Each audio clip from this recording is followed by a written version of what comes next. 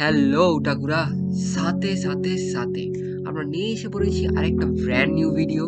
আজকে আমরা তোমাদেরকে রিকমেন্ড করব top 10 best anime for beginners. So stay tuned and watch the full video. আজ আমরা এনিমেগুলো রিকমেন্ড করার পাশাপাশি তাদের নর্মাল স্টোরি লাইনগুলো স্পয়লার ছাড়া বলার চেষ্টা করব, যাতে তোমরা চয়েস করে নিতে পারো তোমাদের ফেভারিট এনিমে কোনটা। সো আর দেরি না করে আজকের ভিডিওটা শুরু করা যাক। আজকের লিস্টে নাম্বার 10-এ যে এনিমেটা রেখেছি তার নাম হচ্ছে মাই হিরো একাডেমিয়া। মাই হিরো একাডেমিয়ার 7টা সিজন অলরেডি লঞ্চ হয়ে গিয়েছে এবং ফাইনাল সিজনটা মাঙ্গায় কমপ্লিট হয়ে গিয়েছে।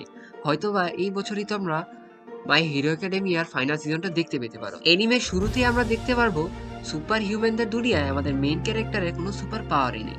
সে কিভাবে সুপার পাওয়ার অ্যাচিভ করবে এবং কিভাবে সবচাইতে স্ট্রংগেস্ট হিরো হয়ে উঠবে তা নিয়েই এই স্টোরি। এনিমেটার মধ্যে তোমরা দেখতে পারবে ইন্টেন্স ব্যাটল এবং নেভার গিভিং আপ এর মোটিভেশন।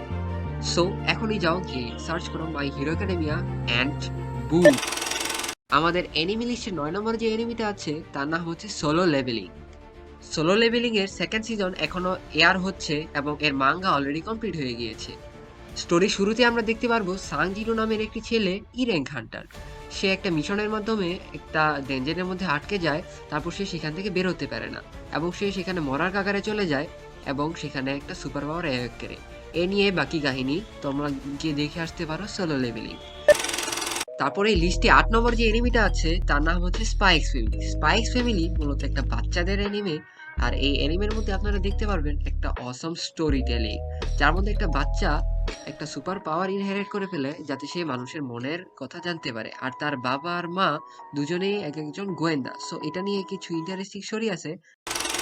এখন নাম্বার 7 যে এনিমিটা আছে তার নাম হচ্ছে ডেমন স্লেয়ার।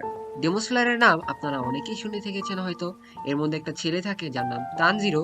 তার বোনকে একটা ডিমন বানিয়ে ফেলে আর তার ফ্যামিলিকে সেই ডিমনটা খেয়ে ফেলে। সো তারপর সে কিভাবে তার বদলা নিবে এই নিয়েই স্টোরিটা। সো স্টোরিটা ভালো লাগলে তোমরা চাইলেই ডেমন স্লেয়ার দেখতে পারো। এই লিস্টের নাম্বার 6-এ যে এনিমিটা আছে তার নাম হচ্ছে জুজুৎসু কাইসেন।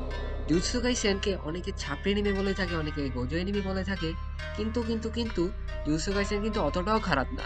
এর টক্সিক ফ্যান বেসদের কারণে জুজুৎসু কাইসেনের এতটা নাম খারাপ হয়েছে। আপনারা কিন্তু চাইলেই ট্রাই করতে পারেন জুজুৎসু কাইসেন। স্টোরি শুরুতে দেখা যাবে ইউজি নামের একটা ছেলে একটা অভিশপ্ত কিছু খেয়ে ফেলবে, তারপরে থেকে স্টোরিটা কন্টিনিউ হবে। লিস্টে 5 নম্বর যে এনিমিটা আছে তার নাম হচ্ছে অ্যাটাক অন টাইটান।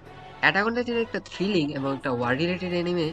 এই স্টোরি লাইন যদি কিছু বলে দিই তাহলে আপনারা স্পয়েল হয়ে যেতে পারেন। সো আমি না বলার চেয়ে আপনারা নিজেকে দেখে নেওয়াটাই ভালো, কারণ এই এনিমেটা এত জোস ভাই, আপনারা নিজেকেই দেখে নেন। আমি নাম্বার 4-এ যে এনিমিটা রেখেছি তা হচ্ছে ভিলেন সাগা। ভিলেন সাগা এমন একটা এনিমি যেটা দেখে আপনার মাইন্ড গ্লো হয়ে যাবে। এটা একটা ওয়ার রিলেটেড এবং একটা হিস্টোরিক্যাল এনিমি। ভিলেন সাগা সম্পর্কে কিছুই বলার নেই, শুধু যান কে দেখে ফেলেন, কারণ আপনাদের ভাই বলেছে তো দেখতেই হবে।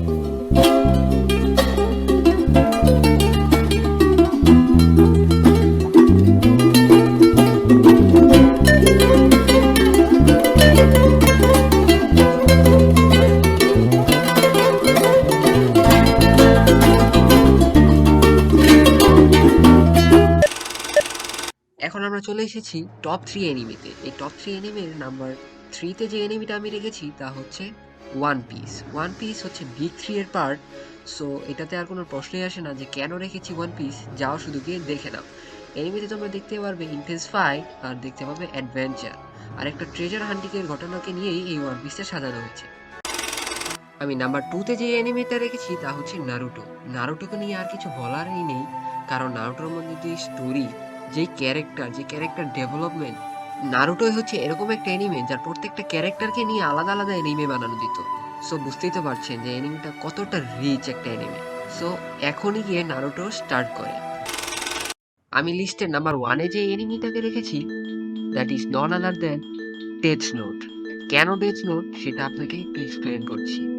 ডেথ নোট হচ্ছে থ্রিলার্স এবং একটা স্পাই রিলেটেড এনিমে, আর এটার মধ্যে আছে ভরে ভরে প্লট টুইস্ট। এনিমের শুরুতেই আমাদের মেন ক্যারেক্টারের হাতে একটা খাতা চলে আসে বা একটা ডায়েরি চলে আসে বলতে পারবেন, বা একটা নোট চলে আসে যেটাতে সে যে কারো নাম লিখলে সে মরে যায়।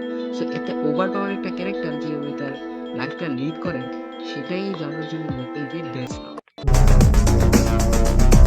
অনেকে আবার বলতে আসবে যে বিগ থ্রিকে নাম্বার 3, 2 এ রাখলাম, আবার ডেথ নোটকে কেন নাম্বার 1 এ দিলাম। কারণ হচ্ছে এটা রেকমেন্ডেশন ফর বিগিনার্স। এটা এরকম না যে ভালো এনিমে যাও গিয়ে দেখে নাও। আমি শুধু দিয়েছি বিগিনার্সদের জন্য, যাতে বিগিনার্সরা তাদের এনিমে জার্নিটা শুরু করতে পারে।